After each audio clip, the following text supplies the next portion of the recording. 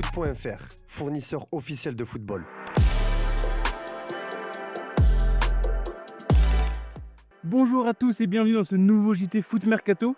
Et on commence avec une nouvelle qui va ravir les supporters parisiens. Touché au mollet depuis 2 semaines, Ousmane Dembélé n'a pas participé aux 3 dernières rencontres du club de la capitale. Mais selon l'équipe, l'international français est sur le chemin du retour et pourrait faire son apparition dans le groupe face à Monaco ce vendredi. Il pourrait même gratter quelques minutes de jeu afin de retrouver du rythme avant le choc face à Chelsea en 8e de finale de Ligue des Champions. Le match aller est prévu mercredi 11 mars au Parc des Princes.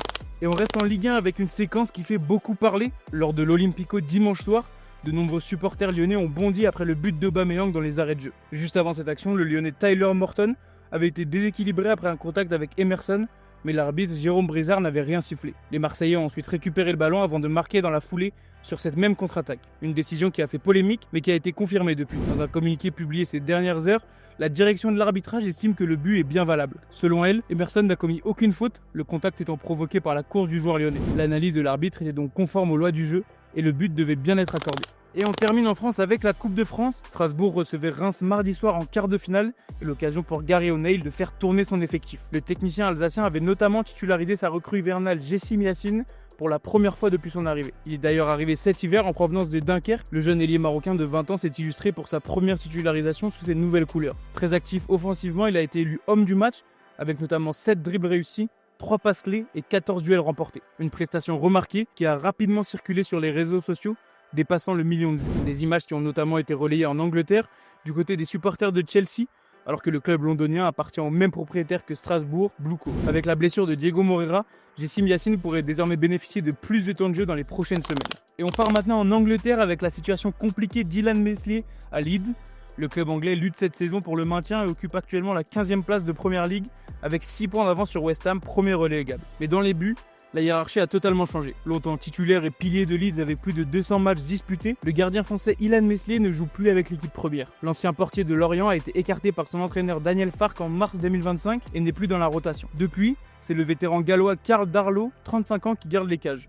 Tandis que la recrue brésilienne Lucas Perry, arrivée cet été pour environ 15 millions d'euros, a également été rétrogradé. Meslier, lui, a seulement disputé 2 matchs avec l'équipe réserve ces dernières semaines pour essayer de garder du rythme. Le gardien de 26 ans arrive en fin de contrat en juin prochain et devrait quitter Leeds libre cet été. Plusieurs clubs suivent déjà sa situation, notamment en France, où un retour pourrait lui permettre de relancer sa carrière. Et on file en Espagne désormais avec le FC Barcelone qui pourrait devoir se passer de Jules Koundé pendant plusieurs semaines. Le défenseur français est sorti dès la 13e minute lors de la demi-finale retour de Coupe du Roi face à l'Atlético de Madrid après une douleur au mollet. Selon les informations issues du communiqué de son club, le FC Barcelone, sa blessure serait plus sérieuse que prévu et Koundé pourrait être absent environ 1 mois. Un coup dur pour le Barça qui devra composer sans lui pour les prochaines échéances, notamment le déplacement sur la pelouse de l'Athletic Bilbao ce week-end. Reste désormais à savoir si Hansi Flick décidera de bricoler en défense ou de repositionner Joao Cancelo dans le couloir droit.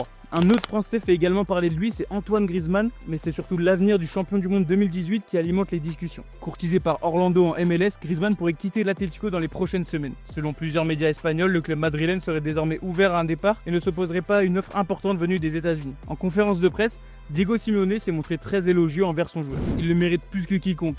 Ce qu'il a accompli ici était incroyable. Et il conservera ce talent et cette qualité toute sa vie. Que dire de plus? Je l'aime, je veux toujours le meilleur pour lui et j'espère qu'il pourra jouer cette finale. Dans le vestiaire aussi, les réactions se sont multipliées. Coquet, Musso ou encore Marcos Llorente ont tous expliqué qu'ils respecteraient la décision du Français tout en espérant le voir rester à Madrid. La balle est désormais dans le camp d'Antoine Griezmann qui doit décider rapidement de la suite de sa carrière. De l'autre côté de la capitale madrilène, l'infirmerie du Real Madrid continue de se remplir. Le club a annoncé hier la grave blessure de Rodrigo, victime d'une rupture du ligament croisé antérieur et du ménisque externe du genou droit. Un nouveau coup dur pour les merengues. Mais un autre dossier inquiète également, c'est celui de Kylian Mbappé.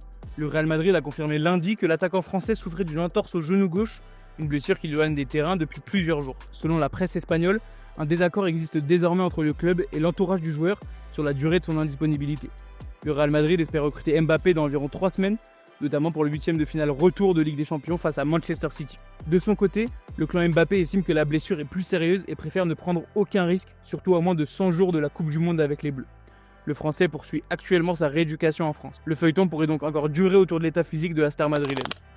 Et comme si cela ne suffisait pas, un autre problème pourrait expliquer cette cascade de blessures à Madrid. Selon plusieurs médias espagnols, les pelouses du Santiago Bernabéu et du centre d'entraînement de Valdebebas serait désormais pointé du doigt en interne. Plusieurs blessures au genou survenues cette saison se seraient produites à domicile ou lors des séances d'entraînement. La direction madrilène aurait donc lancé une enquête pour déterminer si la qualité des terrains pourrait être un facteur aggravant dans ces blessures à répétition. Une pelouse mal adaptée peut en effet influencer les appuis des joueurs et augmenter les risques au niveau des ligaments. Un problème qui n'est d'ailleurs pas totalement nouveau puisque certains joueurs madrilènes s'étaient déjà plaints de la qualité des terrains ces derniers mois. Décidément, rien ne semble aller dans le bon sens actuellement pour les merengues. Toujours du côté du Real Madrid, la crise sportive semble s'installer. Après la défaite 1-0 face à Getafe, la deuxième consécutive en Liga, l'entraîneur Álvaro Arbeloa a convoqué une réunion de crise à Valdebebas. Selon la presse espagnole, le technicien madrilène a d'abord échangé avec les capitaines avant de s'adresser à l'ensemble du groupe et du staff. Il aurait demandé un effort supplémentaire à ses joueurs pour la fin de saison, estimant que l'équipe ne montre pas suffisamment de détermination sur le terrain.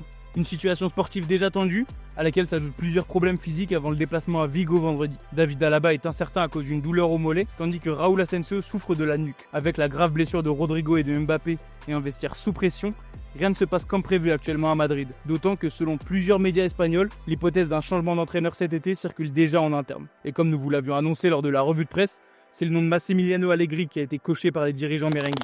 Direction maintenant le Portugal où la tension est montée d'un cran entre le Sporting et Porto. Mardi soir, les deux clubs s'affrontaient en demi-finale allée de la Coupe du Portugal. Le Sporting s'est imposé 1-0 grâce à un penalty transformé par Luis Suarez, laissant tout de même le suspense entier avant le match retour. Mais la rencontre a surtout ravivé un contentieux déjà très tendu entre les deux clubs. Plusieurs actions litigieuses ont fait polémique, notamment un geste de Luis Suarez sur Bednarek qui a contraint le défenseur de Porto à sortir sur blessure. Après la rencontre, l'entraîneur du FC Porto, Francesco Farioli, s'est montré très critique, estimant que l'action méritait un carton rouge et dénonçant plusieurs décisions arbitrales. Le président du club, André Villas-Boas, est lui aussi monté au créneau, annonçant même son intention de déposer une plainte contre l'attaquant du Sporting. En face, le président du Sporting, Frederico Varandas, a répondu sèchement, accusant Porto de vouloir créer une polémique pour masquer les difficultés de son équipe. La tension est maximale entre les deux clubs avant la demi-finale retour, qui promet déjà une ambiance électrique. Et on termine ce tour du monde avec un Français qui attire les convoitises en Italie. Oumar Souley est devenu une référence en Serie A depuis son arrivée à l'Udinese en 2025. Le défenseur, formé à Laval et passé par l'Olympique Lyonnais,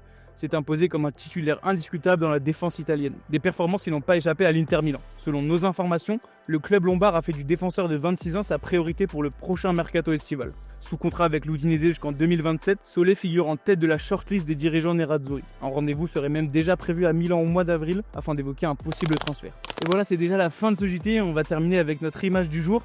Et elle nous vient de la Coupe de France après leur victoire face à Reims. Les joueurs de Strasbourg ont réalisé une haie d'honneur à leurs adversaires au coup de sifflet final. Un beau geste de fair play qui a marqué cette soirée de coupe. Et voilà pour l'image du jour, je vous laisse là-dessus. Merci de nous avoir suivis et on se retrouve demain matin pour notre revue de presse. Ciao.